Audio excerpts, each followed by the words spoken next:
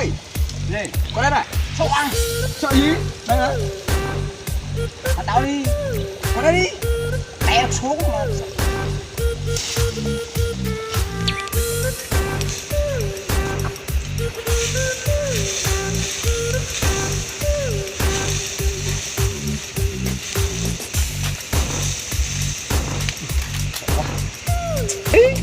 Sợ quá.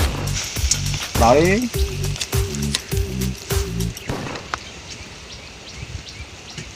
Thôi chưa? Khủng lắm.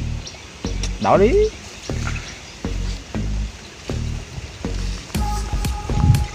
Thôi chưa? Đảo đi.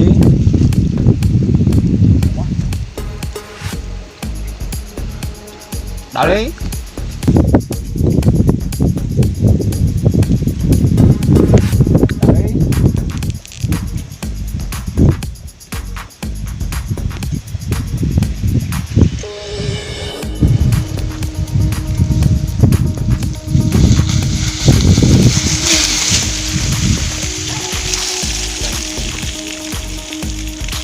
Ở đây, đây.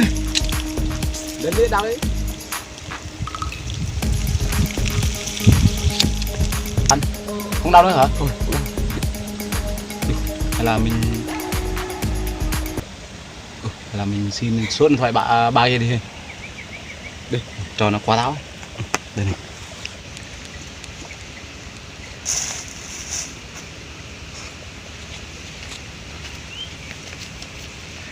Ơi, bà ơi. Con xin số điện thoại bà.